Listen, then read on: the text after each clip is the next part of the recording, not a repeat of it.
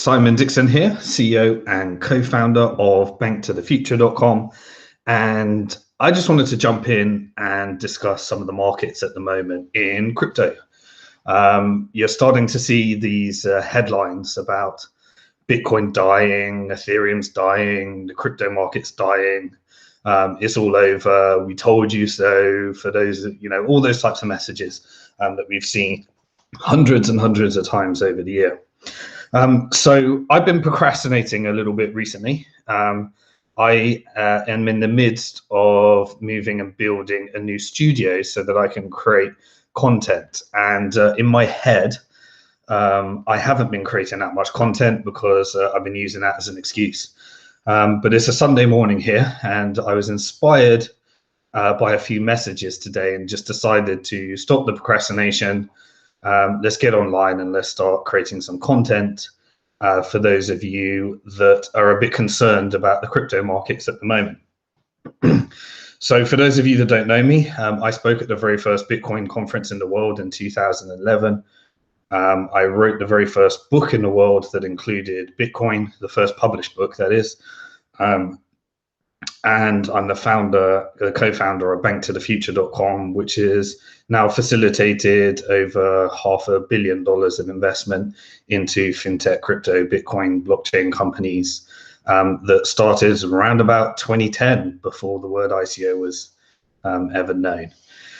So I've seen all this before. So I just want to jump straight in and remind everybody what we're actually doing here, because it's very easy to get distracted and focused on price, especially as you start calculating the dollar or pound or renminbi or whatever value of your wealth compared to what it was last year. Well, for those of you that did it about last year, you'll realize that it's gone up significantly if you've been in crypto. But for those of you that got in about half a year ago, you might be experiencing the pain. And I can empathize with that, because I've experienced this pain, the same feeling that you might be experiencing around about, well, this is the third major one that we've seen in the crypto market. So I've been there where I was either purchasing or earning Bitcoin at $30 and watched it before my very eyes crash to $3.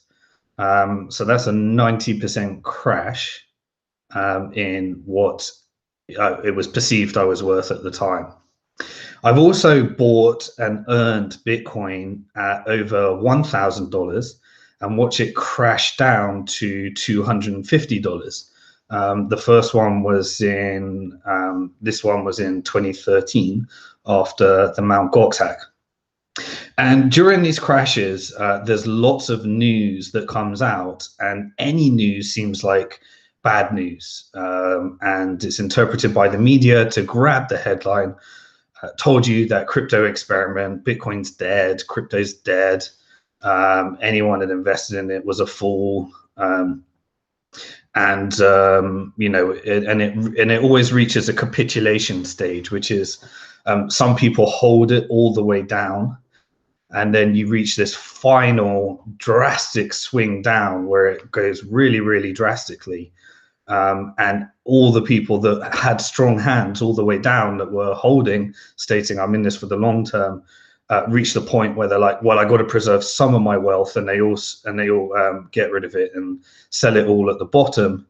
And then the people that actually understand what I'd like to discuss with you today are the ones that have the strong hands accumulate and have some reserve capital, whereby they can see this as an opportunity to actually start the whole cycle again. And so many of you might have bought Bitcoin at approximately $20,000. And today you're seeing it go down to what looks like it might be $5,000.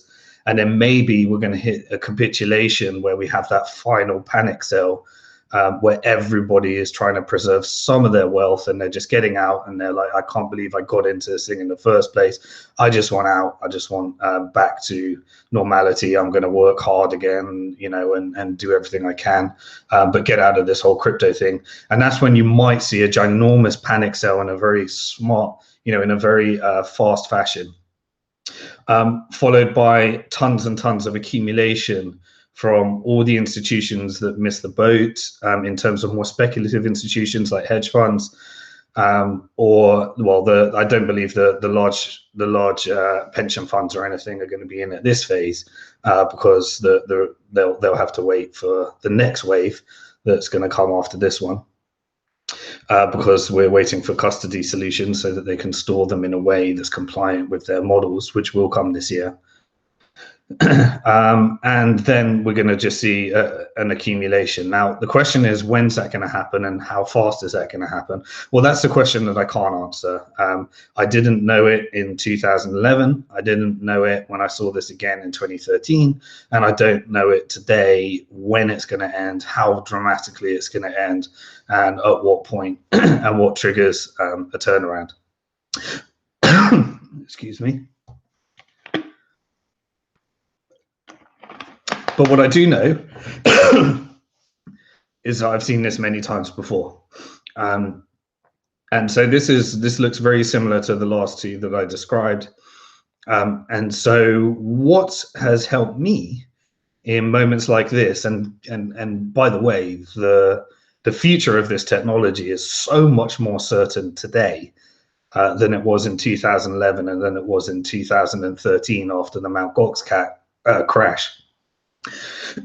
When Mt. Gox was pretty much the only exchange, and people really didn't know how to store their cryptocurrency, and there was no hardware wallets, and there was no certainty because no one believed it, and the media was 10 times harder because there was no comprehension or understanding of what this technology actually does and what's being built here. So the uncertainty in those times was just significantly, exponentially greater than it is today. But what I want to do in this video, which is my first broadcast where I just speak to the audience, excuse me, struggling with the coughing, but let's carry on and get through this, is I want to remind you what we're actually building here. What is this whole purpose about? Did we just create this for a bunch of people to make a load of money? Or is there actually value here? Is there any utility that's going to come out of this crypto sector in the end? You might have been inundated with ICOs and people telling you all these things that blockchain does. And, you know, people telling you in 2017 that it's going to change everything, it's going to change the world. We're going to see bananas and shipping on the blockchain. We're going to see banking on the blockchain. And everything in between that you can imagine. I've seen, you know, at BnkToTheFuture.com, we got, you know, thousands and thousands of applications from people that are now looking to use this technology. But what I want to do is return it to its roots. And really, I think that if you can answer 3 simple questions, then you can come to a comprehensive understanding, or at least a feeling of what you should be doing here. Should you be dumping it all, or should you be riding it out? And so what I want to do is remind everybody what this is all about. And really, we're just answering the question, does any of this have value? And if it does have value, what is it worth? And really, that is the question. I mean, the world thinks in terms of fiat. They think in dollars, they think in pounds, they think in renminbi, they think in Hong Kong dollars, wherever you are. And so everyone's wondering, does any of this have value? Is it vaporware? Is the technology going to do anything? Is it going to have the impact? And if so, what it's worth? And so I've broken it down to what I think are 3 questions that you need to ask yourself, and you just need to agree or disagree. And depending on whether you agree or disagree, you can make a decision about what to actually do next. And so the first question that I have for you is, does a monetary system based upon savings rather than debt have value? Now, you might need some additional explanation in order to answer that question, but I'll give you the rationale and the thinking that drove me to get into this industry in 2011 and still continue to be in this industry despite whatever the media says, whatever happens to the price, and no matter what anyone else says or does, or what happens in this industry, with so many reasons to be uncertain about it. So let me ask that question again. Does a monetary policy based upon savings rather than debt have value? So before I go into question 2 and 3, let me dig a little bit deeper into that question. So if you were at my talk way back in 2011 and have listened to any of my content ever since, you'll know that I've broken Bitcoin down into 3 very simple things. And those simple things are as follows in a comparison to your traditional money and traditional monetary policy. The first is that when you deposit your money at a bank, the bank becomes the legal owner of your money. You know that if you're wealthy and you try to send $10 million across to somebody else, you'll know that it takes several months of telling them everything that you're going to do with the money and proving to them that you're allowed to send it. You also know that if you try and take 1 or 2 cents of your money and send it to and pay for something or tip someone over the internet that you're not face to face with, when you realize that there's no way of actually transacting with that money, and you realize that that money is not actually yours, you actually have to get the bank to, you have to have the bank's permission to spend that money. You realize that if you were in Cyprus during the bailouts, when the money that you thought was yours was being used in order to recapitalize the banks, you realize that you weren't the legal owner of your money if you were in Greece during the Greece debt crisis, and you tried to withdraw money from the ATM and the ATM was shut down. You realize that you don't own your money when you were in India and you had to stand outside the bank with your life savings in cash and risk being killed from people that were trying to steal all your money because they forced you to take certain denominated bills and put it through the banking system so that you could digitize it and the banks could own it. And if you didn't do that, then the value of those notes were worthless or whatever you could get in the black market. And there wasn't actually enough notes to cover that. You realize that when you were in India. And there's case study and case study and case study, which proves and helps you understand that you don't own your money. Something more simple, try going to China if you are currently in the UK or in America, and don't tell your bank that you've gone to China, and then try and make a debit card purchase, and you'll realize that the payment, depending on the value of it, the payment of it is likely to fail if you try and make 2 or 3 purchases, because they're implementing a security policy, and because you don't own that money, they're making sure that it's not fraud or someone stolen your card, and then you have to call them and SMS them and text them and help them figure out that it is you. And then only once you've proven it's you do they give you permission to spend your money as part of their anti-fraud policies.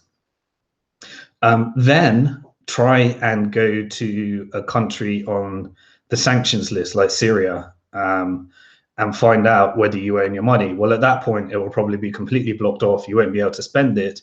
And when you land back in your country, you'll probably have MI5 or the feds that want to interview you and find out what you were doing in that country.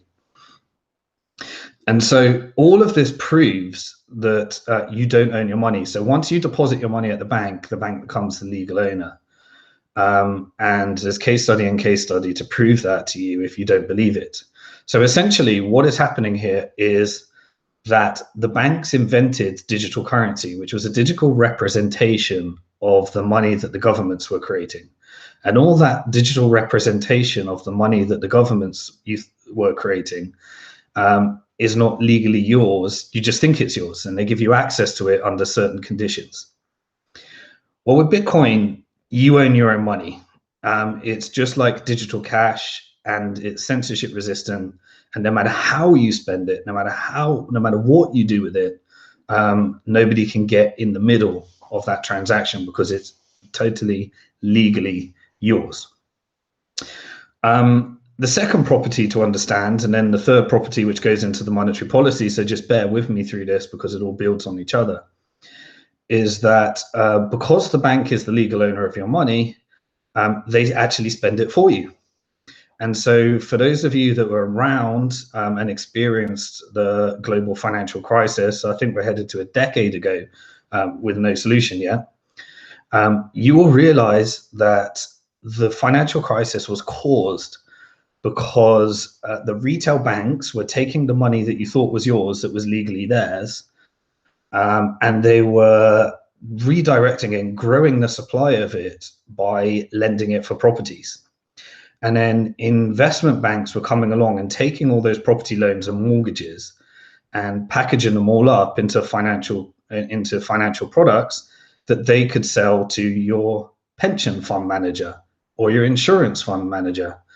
And so the money that you were spending and contributing to your pension and the money that you were contributing towards your insurance was being used in order to purchase these products.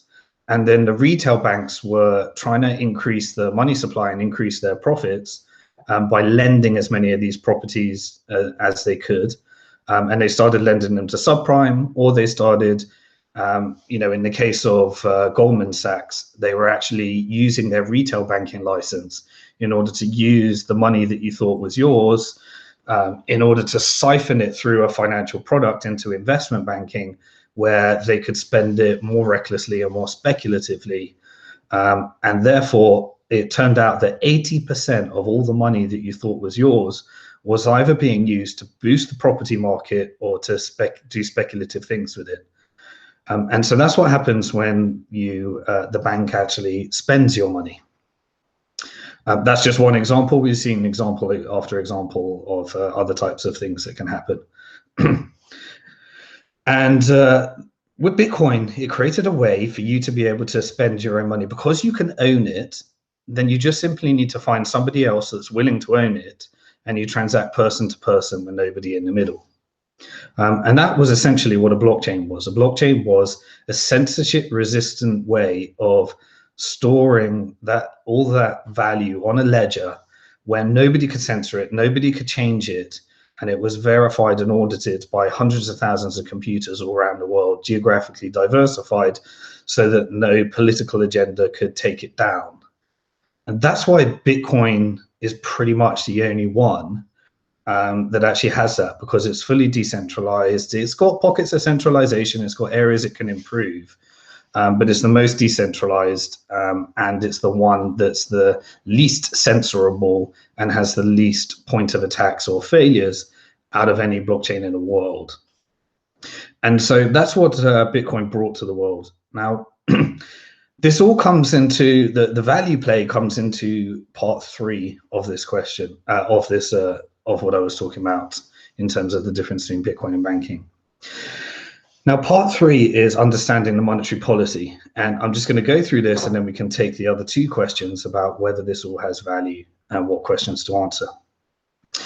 The monetary policy of fiat currency is that as I said, banks are the inventors of digital currency. Bitcoin didn't invent digital currency. Bitcoin invented censorship-resistant digital currency. And banks are now trying to take that and build a new version of digital currency that they're calling a blockchain, which is not censorship resistant and doesn't solve any of the problems that the blockchain solved. But what they're essentially, the way they invented digital currency, and the rules in which this digital currency is created is that you have to have a banking license in order to create the digital currency. So the first thing you need to do is get a banking license. Once you have that piece of paper from the regulator in the central bank that you are given a license to create money. And the way that you create money is around a specific set of rules that state you can only create that new balance if somebody borrows it.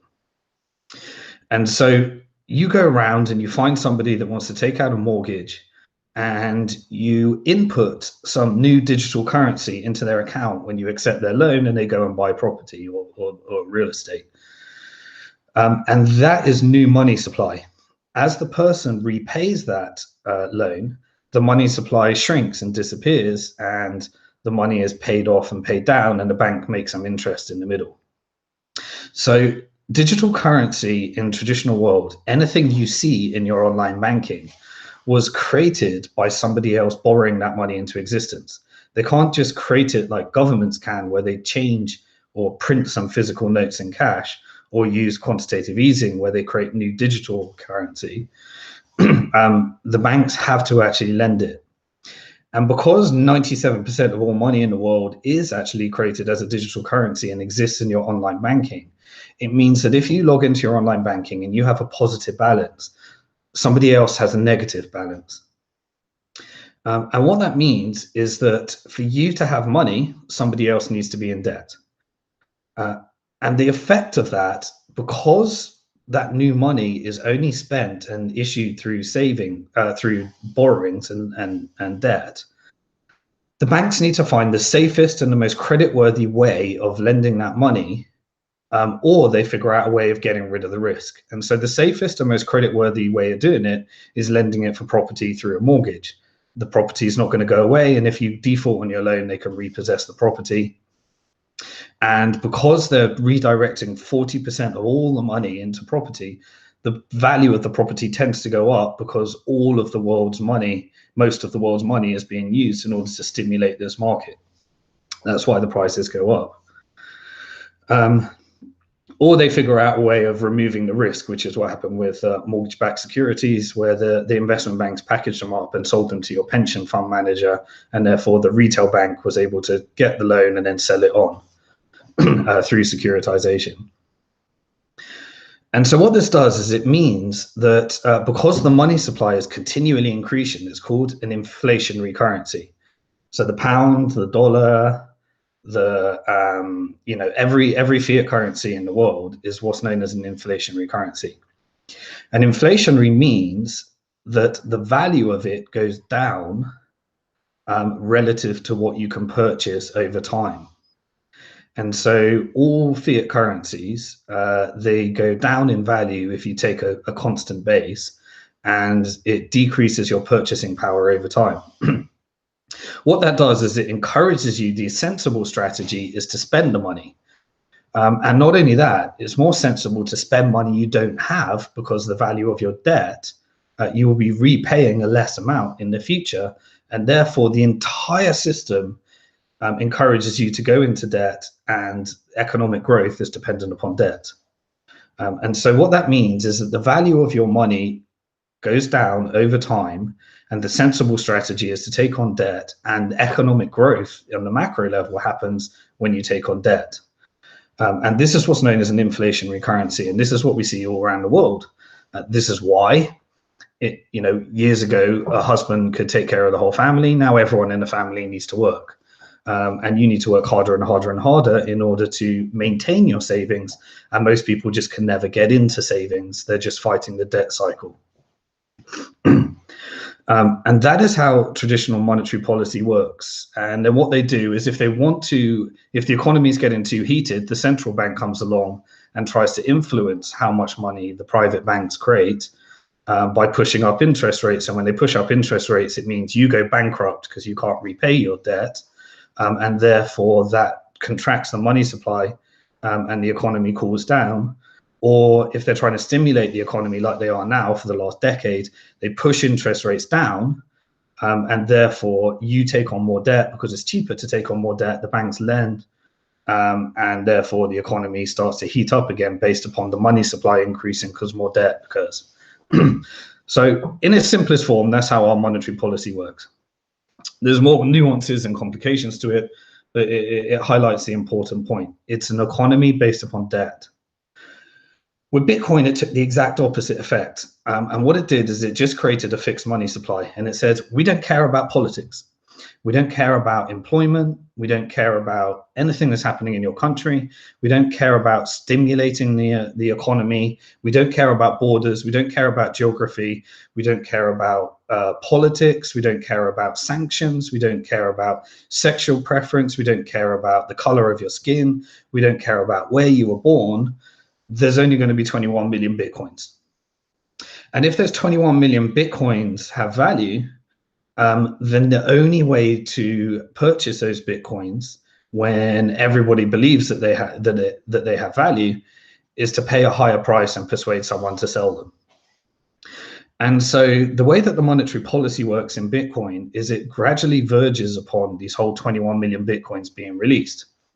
And the monetary policy is quite arbitrary, strange, but it is as follows. Every 10 minutes, newly created Bitcoins enter the economy. And they're rewarded to people performing the function of auditing all the transactions called mining. And if you run machinery that verifies all these transactions in an automated way and expend electricity, then you receive these new Bitcoins. And so the miners perform the role of bank, central bank, clearinghouse, settlement, and everything that the banking system does. And originally there'll be 50 Bitcoins every 10 minutes, and every 4 years, the number of Bitcoins released into the economy will halve.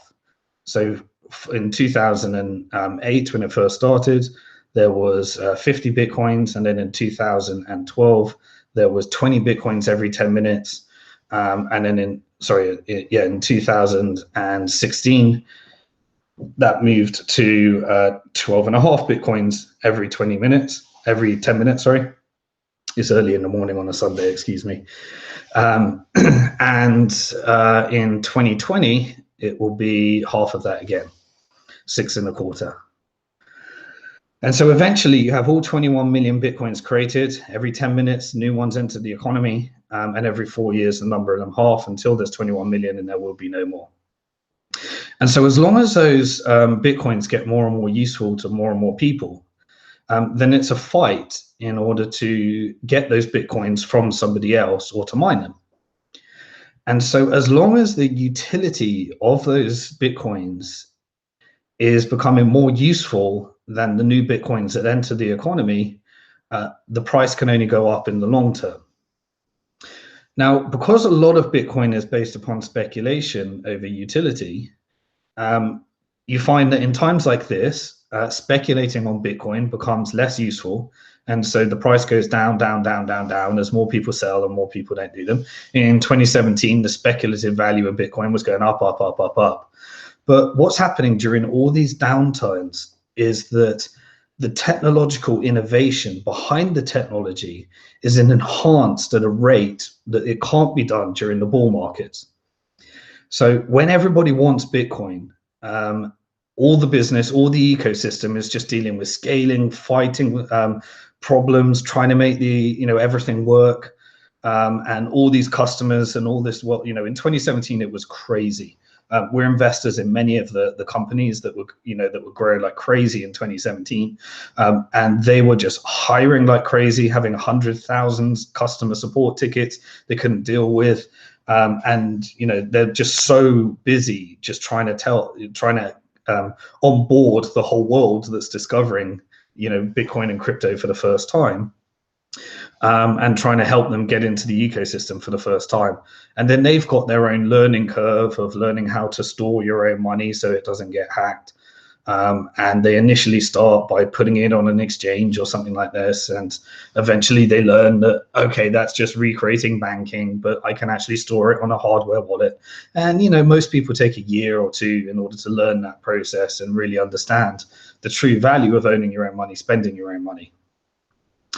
And then during the bear markets, everything calms down.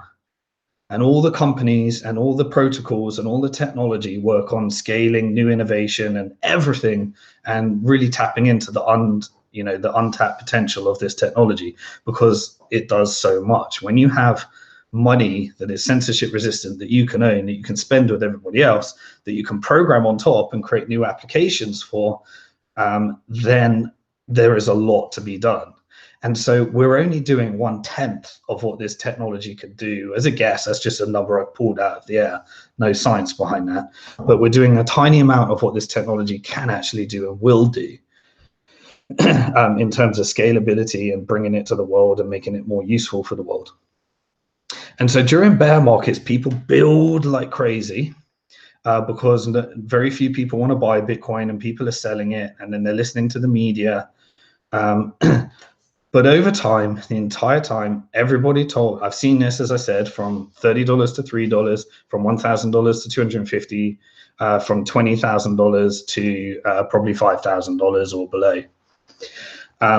But great technological innovation happens in that time.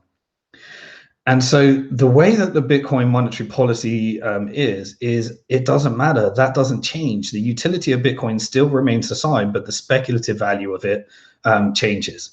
And each time we have a bear market, the utility goes up and up and up, and people create more and more solutions that allow you to own your own money, spend your own money.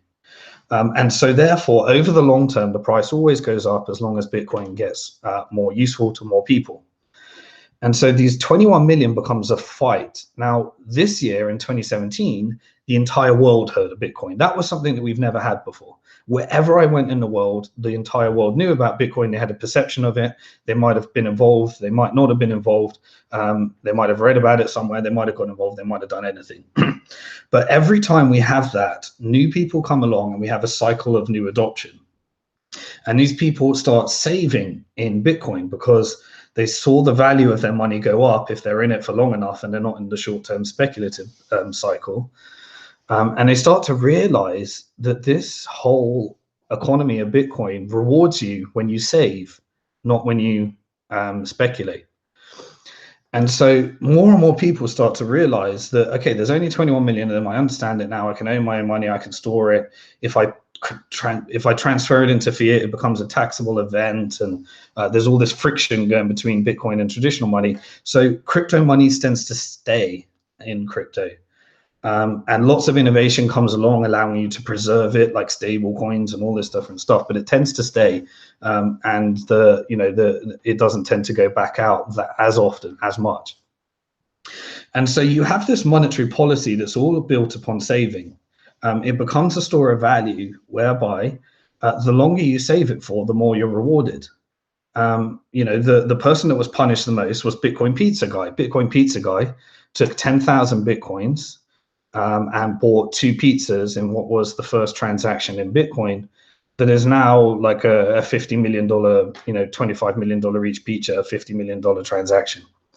And everybody tries to save as much of their Bitcoins as they can because they realize that it's a monetary policy based upon saving. It's what's known as a deflationary currency.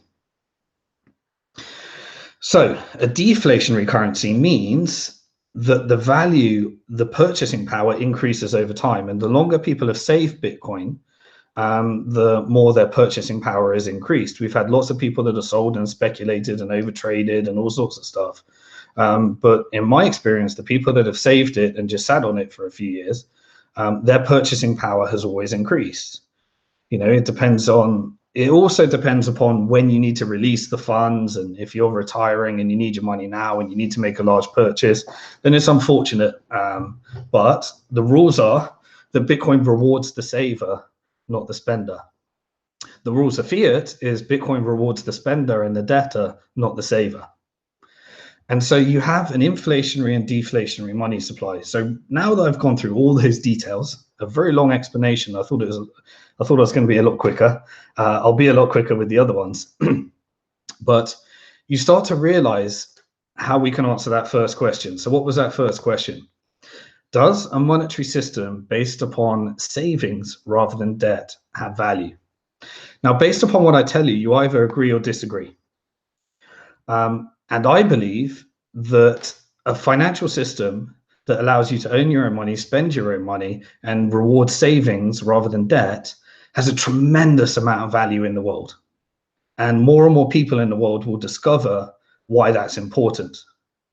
When Brexit happened and the Brits lost 25% of their value of their currency in the international markets, those who had Bitcoin didn't. When Donald Trump became president and Mexicans lost 20% of their currency value as a result of the international relationship between Mexico and America, those who had Bitcoins in Mexico didn't lose that value. Those that were in India when cash, certain denominated cash became illegal, didn't have to queue outside the bank and risk their life if they had Bitcoin. And more people discover that more and more of the time. And as more and more people get wealthy and it rewards people that save for longer, then you get a very buoyant economy that reinvests a lot of those savings into the economy. And what you saw throughout 2017 is with the invention of ICOs and other financial products, the crypto market has accumulated a lot of wealth that they're willing to reinvest in the market, and it overtook the size of venture capital and IPOs throughout 2017, just from people who had been rewarded for saving their Bitcoin, and some of them reinvested that in Ethereum. And if they saved their Ethereum, some of them reinvested that into other altcoins and ICOs. And if they saved some of the returns that they might have made from more speculative things, then they became a very high net worth investor. And that's what we saw at Bank to the Future, that the number of high net worth investors in this industry grew rapidly, and they're willing to reinvest in order to grow the economy so that it can support their original theses that this technology is useful. And so that's what we saw. And around that, you saw lots of scams, lots of problems, lots of things that don't add any value. Lots of banks say that they're going to monopolize, patent, and take this technology, and all sorts of, silly things. But the first question is, does a monetary system based upon savings rather than debt have value? If it does, Bitcoin has one right now. You can earn your own money, you can spend your own money, and it rewards you if you save rather than take on debt, depending on your time frame. And so if that has value, then it really doesn't matter what the price is right now.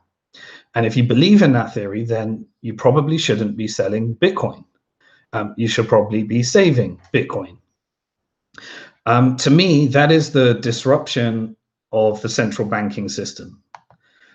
When you have a completely independent money that has no political agenda, has no ability to influence and rejig the supply, then you have what's called political harmony. That's essentially what gold was trying to do with the gold standard. It was an asset class when countries and politicians couldn't trust each other that they could all agree had value. Now, the problem is you had to ship it around central banks around the world, which is a very expensive, crazy process. And because no one did that, people ended up trusting that the Federal Reserve had all the gold in Fort Knox, or the Bank of England had Germany's gold in their vaults. And when you try to ask for it, they ended up not actually giving it to you because either it wasn't there, they didn't have it, or the expense of trying to teleport that around the world was too expensive. So everyone got rid of the gold standard. But I believe that central banks, the smaller ones particularly, will be accumulating Bitcoin as we speak. They'll be accumulating it for a couple of reasons, because the small central banks will accumulate Bitcoin as a bet. They could expend some of their country's electricity in mining, or they could just accumulate it as a bet of the store of value proposition we just discussed.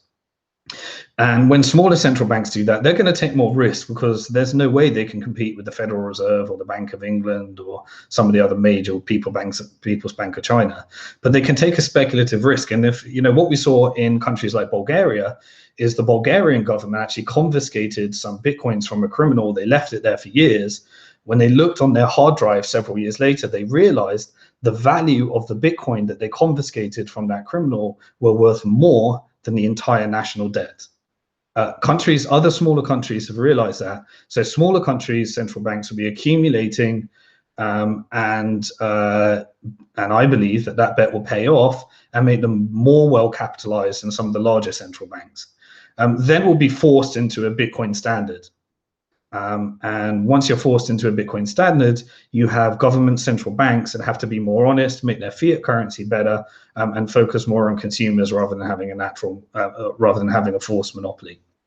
So that's why I think it's important. No matter what the price is, no matter what's happening right now, I still believe it will reward the saver over the speculator, and that's why I believe that people should still be holding Bitcoin. So that's my long way of answering the first question. The second question is, does a censorship-resistant way to pay independent of any politics have value? Think about that. Now, Bitcoin's painful sometimes. If you're caught in the midst of this speculative, crash or pump and dump, then let's say you had to make a major purchase, then the price of Bitcoin has crashed and you're essentially might not be able to meet your rental income or make that large purchase anymore, simply because of forces completely outside of your control. That sucks as money. But there are certain user cases whereby you still need censorship-resistant payments that you can own, that you can spend as you wish, despite whatever's happening to the currency. So the reason that Bitcoin has less of a value proposition as a traditional currency and for traditional payments, and then it converges towards a store of value over debt when Bitcoin started working. It verges towards a store of value over actually a transactional currency, is for a few reasons. One, blockchains are very hard to scale. And two, Gresham's law. And Gresham's law states the following: that you will spend money that you think is going to go down in value, and you will keep money that you think will go up in value. And so what we saw with Bitcoin is that people wanted to spend their dollars and keep their Bitcoin. And so this is why it's always had a hard time with merchant adoption.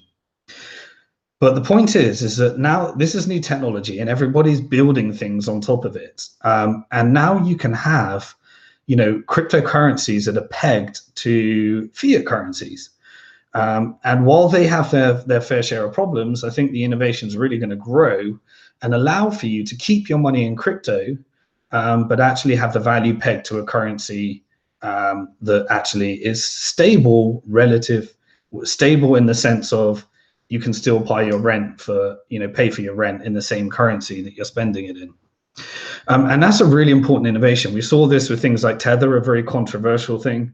But the fact of the matter is that the reason that the market cap of Tether went up and up and up is because people don't want to take their crypto and convert it back to fiat, but they do want to maintain some of the stability and value in order to pay for some of their goods and their income in fiat currency, but without taking it out of crypto.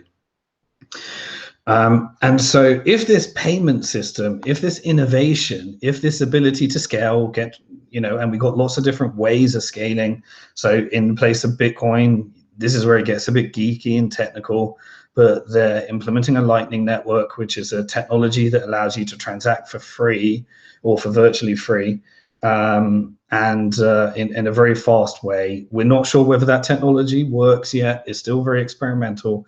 And then other chains are coming along and saying, well, we'll just increase the block size, allow for more transaction throughput. We're not sure whether that's going to work yet.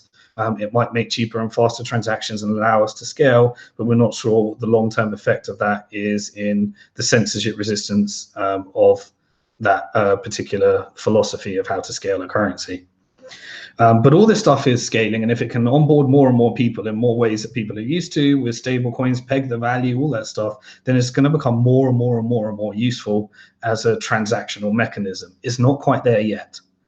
But the question is there enough brain power and innovation to make that possible? Well, my experience is this industry is where all the jobs are. Every month you're seeing double-digit growth in employment. Every company that we've invested in that we know has got a big list of jobs that they're trying to fill, even during this bear market.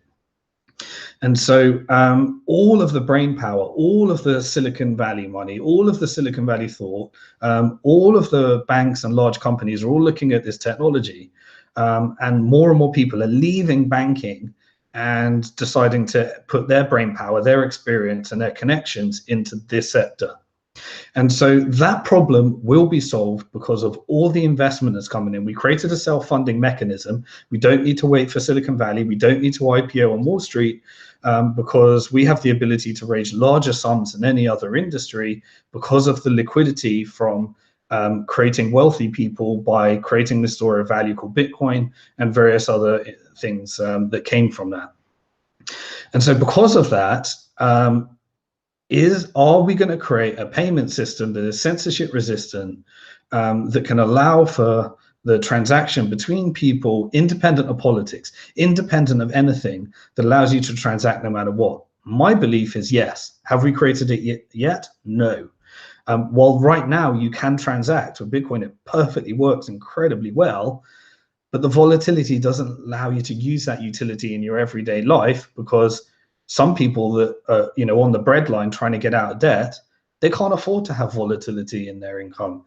They need to pay their rent, they need to meet their bills, and those bills are denominated in fiat currency, and therefore, those that are on the lowest income that this is trying to impact sometimes can't afford that volatility, and that prevents them getting in. But is all the innovation going to happen? Well, I believe it will, because all of the brain power, all of the jobs, and all of the exodus away from banking into this industry is happening right now. And therefore, if that is the case, and we haven't realized it yet, then we still have a significantly undervalued proposition, because that potential has still not been realized. So the question you have to ask yourself is, does a censorship-resistant way of of transacting value and sending value around the world, independent of politics, have value?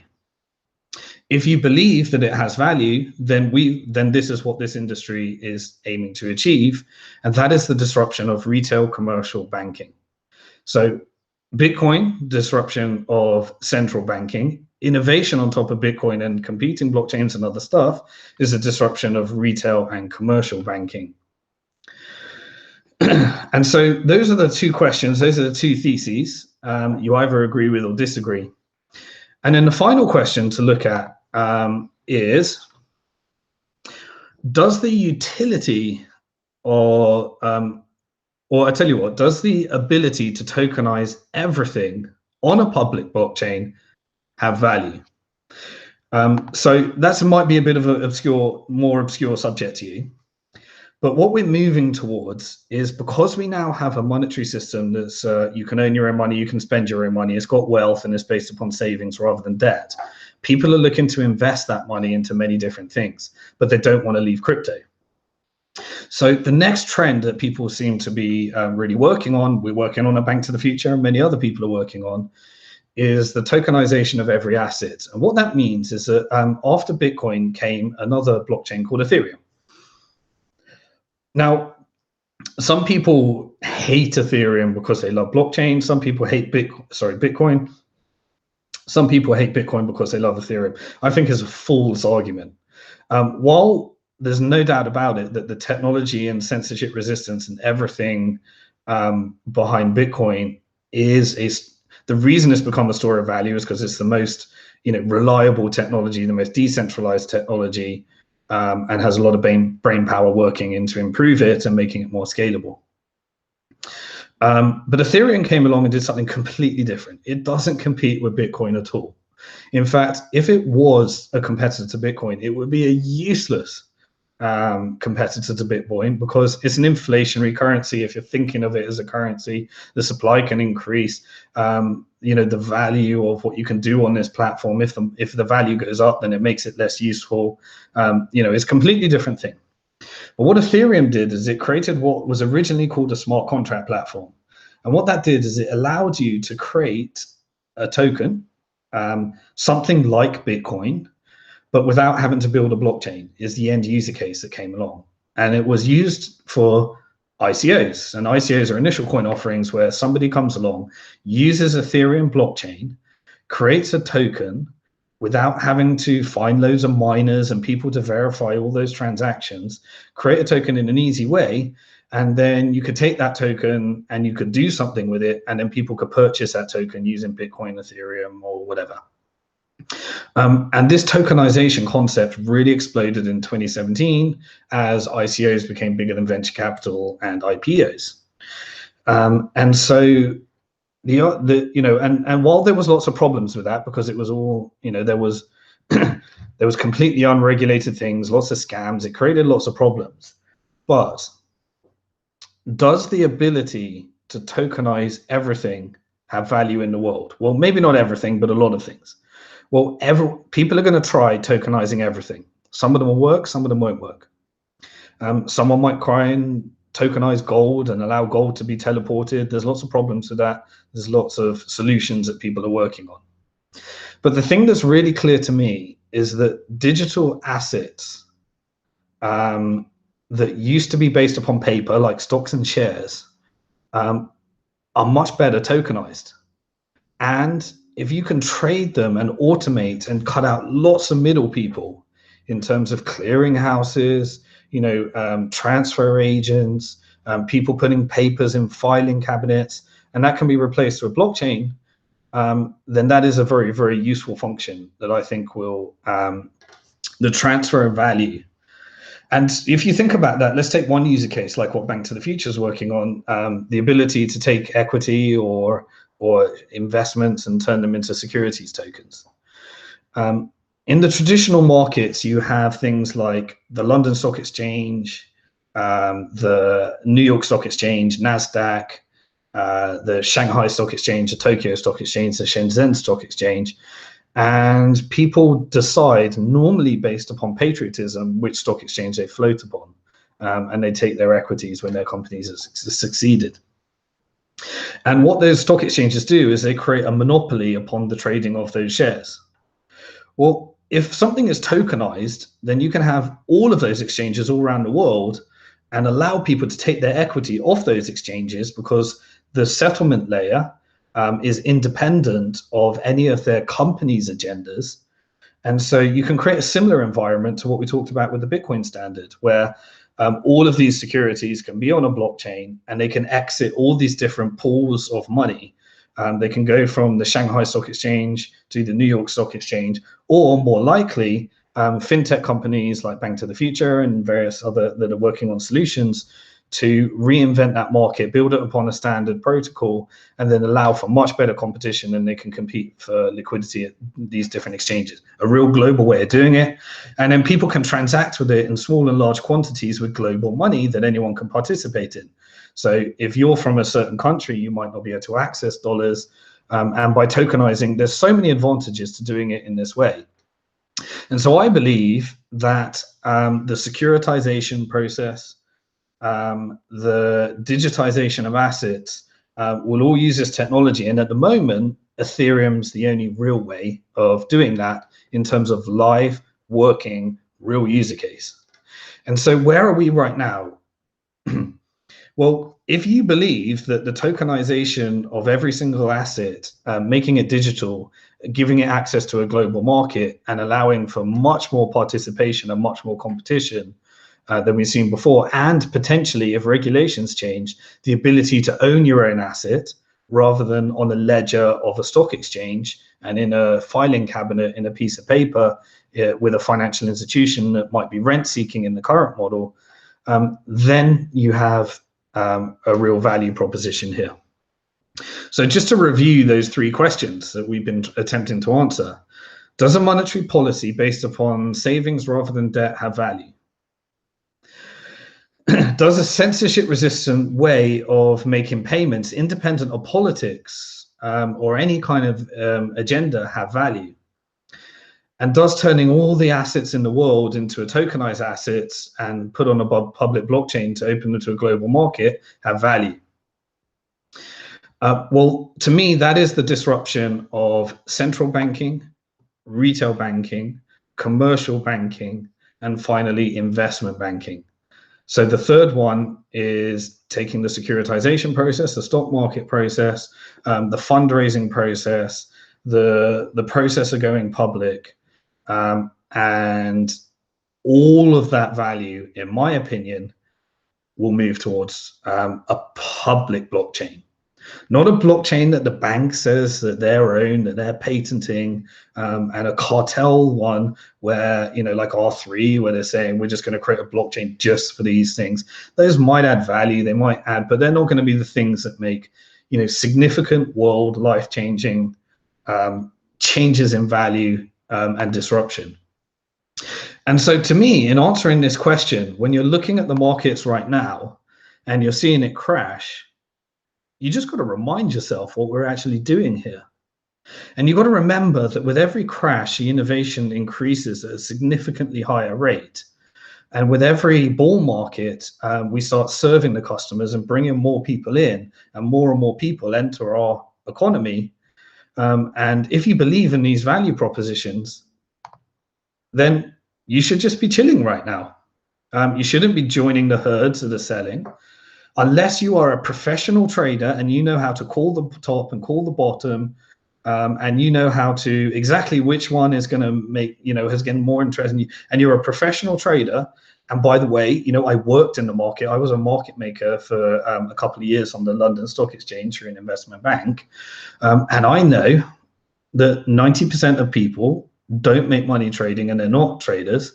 10% might be able to do that, probably less. But very few people are able to do that. Well, you should be buying and selling if you are that person.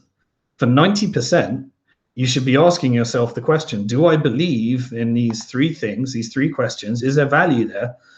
And if there is value there, then you should be accepting that this is savings. This is not your spending money at the moment. And you're going to have, then you just sit on the market if you think these three things that we're going to get the disruption of retail banking, commercial banking, investment banking, central banking, and what comes from that.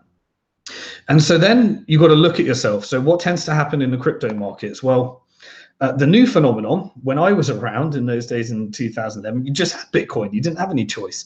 It was bloody hard to store. You didn't know how to buy it. There was only one exchange. And it was a really, really hard thing to be involved with. Now it's so much easier. You've got great hardware wallets, and you should utilize this time not to be leaving this on Coinbase or on an exchange, which Coinbase is a bank. An exchange is just like a bank. They own the money. If you've got it there, they own the Bitcoin.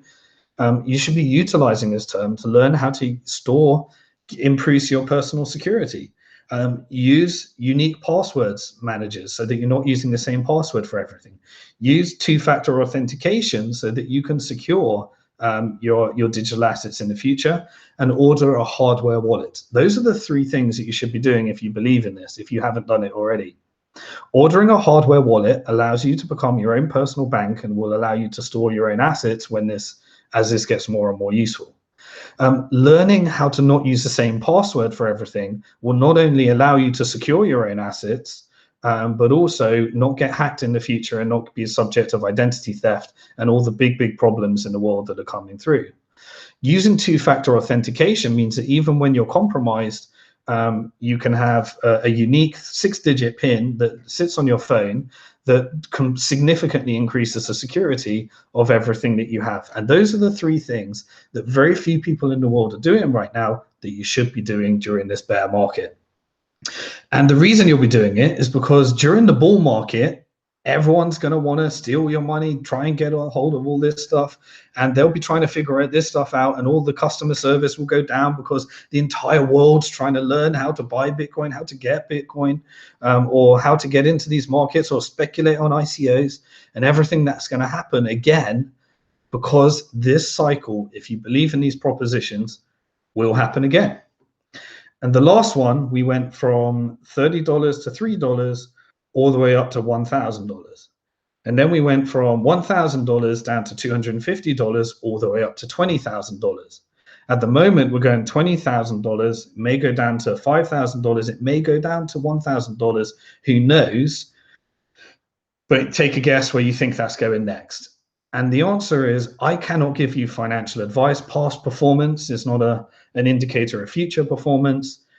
But having been through this many times, I think the strategy is to learn those things, learn how this technology works, understand the value proposition that you may or may not be investing into, understand the utility, either be involved in this industry as an investor or as a startup or as whatever it may be, because I believe that the future of central banking, retail banking, commercial banking, and investment banking is about to be a lot smaller than it was in the past, and that money, that very wealthy industry, all of it is flowing over to this industry.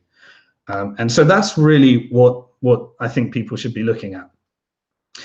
And so really, what is going to be securitized in the future through tokens? I believe fiat's going to be securitized. I think we've already seen that with currencies like Tether, where the US no longer has a monopoly on the US dollar because people are using a cryptographic version of the dollar that isn't a dollar.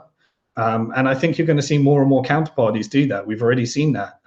Investment banks are going to look to do that. Goldman Sachs through Circle is looking to do that. I believe in the future countries are going to be doing that. I live where I am at the moment in the Isle of Man. They need to get independence from the Bank of England, in my view, because the Bank of England has unnecessary control because they share the pound currency. Same all across Europe.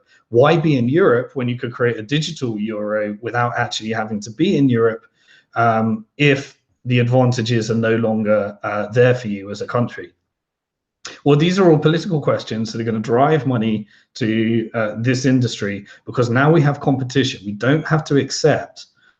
We've got country competition.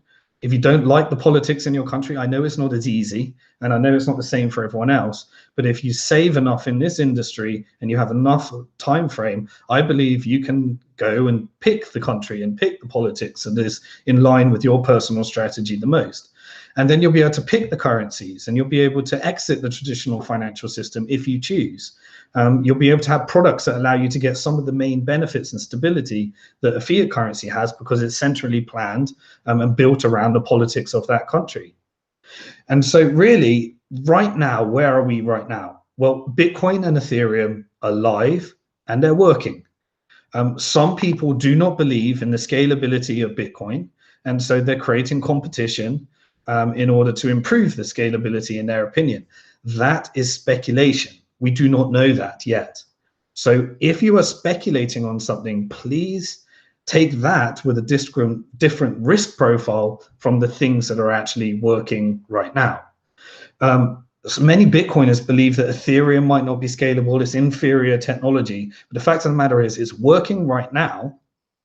And people are trying to create competition that makes it more scalable, more, improves various things. But those are speculation. You've got to actually differentiate in your head between what's working right now.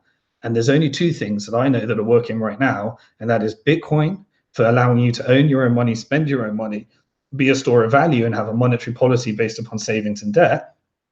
And Ethereum for the tokenization of every asset classes. Two completely different things. They do not compete. It is silly even thinking that. But they all have competition. There are all people that are coming along and stating, well, we don't like the way Bitcoin works. We don't like the way Ethereum works. And so people are going to speculate, and they're trying to create things that are cheaper. They're going to try and create things that are faster. They're going to try and create things that have better governance models, so things can be changed faster. They're going to try and create things that are more secure, and they're going to try and create things that are more private. Monero is a case where it's actually working and it is more private. We don't know if it scales. And so really what you're analyzing with these things, when people are pitching you ICOs, when people are showing you things, you just got to understand the difference between the speculative part of things that aren't to be, that aren't yet, that don't exist, that people are saying will exist, versus the things that do exist. Bitcoin and Ethereum do exist, they're being used. Now EOS comes along, and Zcash comes along, and a million different ICOs come along, and competing cryptocurrencies come along and say, well, we're going to create a green, efficient version of mining. You do not know whether any of that is going to work, and none of us are technically qualified. My job is to look at it full time. And all I can do is rely upon the strength of the team and the reputation of the people doing it, because nobody knows what's under the hood or whether the technology is actually going to work. So all you can do is, when people are stating that we're going to do it faster, we're going to do it cheaper, we're going to do it more private, we're going to do better governance, we're going to do it more secure, then that is your speculative pot. And your speculative pot should be diversified very, very widely, because at the end of the day, these things can have 100x returns, and they have done, if they work, if they become those things. But you have no idea which one's going to work, so you don't need to shill the thing that you think is going to work and lose your reputation, a bit like the BitConnect guy that was telling the world that this thing wasn't a scam, then it turned out it was a scam. That was obvious to many of us, but anyway, that's an extreme example of what people might be going through. So let's kind of review what we've done. This video was a lot longer than I thought it would be. What is the sensible strategy that you should be doing right now? Well, you should decide whether you agree with me or disagree with me on some of those theses. Those three questions that we answered. Is there value in a monetary policy based upon savings and debt?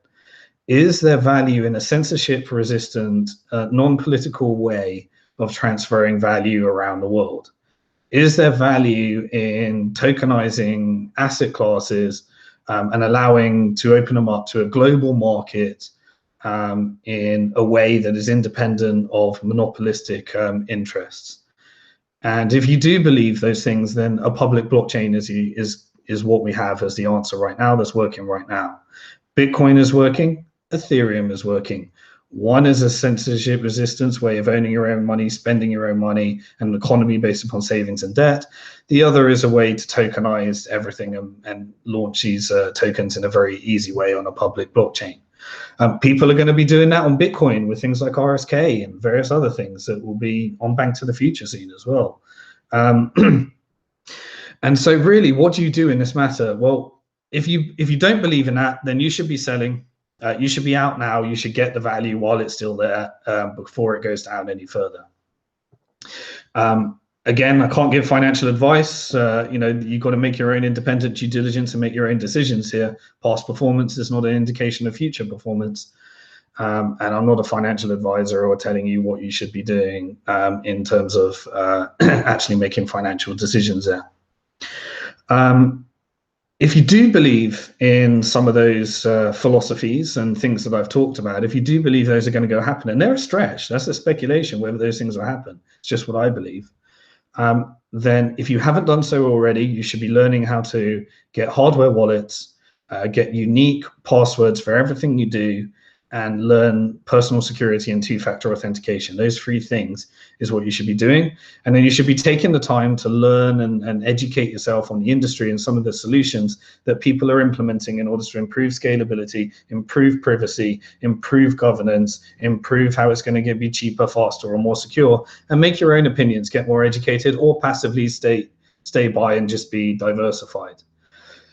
The key to all of this, though, is whether you're in the fiat or whether you're in the crypto industry, spend less than you earn and invest the difference is the only thing you can do. If you are truly in fiat, then unfortunately, you're in the debt-based economy, and most people won't be spending less than they earn. They can never get through that, and they can never get to investing. If they do get to investing, they're investing in traditional asset classes, which are obviously a lot less risky, but it depends what risk you're actually analyzing here. I believe that the financial system has not solved any of the problems since the financial crisis, and the entire thing is systemically risky in a huge way. Personally, to me, in my stage of life and in my speculative appetite, I'm more than happy to speculate that system is very risky, and that the ability to have a financial system outside of the traditional financial system that is independent of all these players and independent of politics is something that I'm willing to speculate my savings on. So that's the message. We've seen this all before. We will see it again. And with every boom and bust, with every crash and growth cycle, you'll become wiser. Many of you would have only seen this for the first time because you entered the industry in 2017. And so make some decisions. Whatever you choose to do, you might be right, I might be wrong, but make real decisions. Don't sit there in fear. Don't sit there wondering. Fear is about not really having certainty about what you're going to do next. Make decisions about what you're going to do. Stick to those philosophies. Be willing to adjust if you prove yourself wrong. Don't overtrade. Don't get over speculative unless you are a professional trader. I'm not saying don't do that. If you want to learn to be a professional trader, then you might want to do that. Try and be one of the 10%ers. You can do that. Most people don't have the time. They have other things that they're doing. They have jobs. When we're getting to, and we're not all people that are going to be full-time on this industry trying to keep up. But I believe today is the most exciting time in financial history. Despite the crash, that's where all innovation happens. And that's where we're going to see things that are going to change the financial world forever. So I hope you enjoyed this. I'm going to stop procrastinating. I'm going to try and make more content, but I am also really looking forward to my studio being ready so that we can create more higher quality content, not in terms of the actual content, but just in terms of the look and feel of these videos. So enjoy the rest of your day, and yeah, I'm over and out.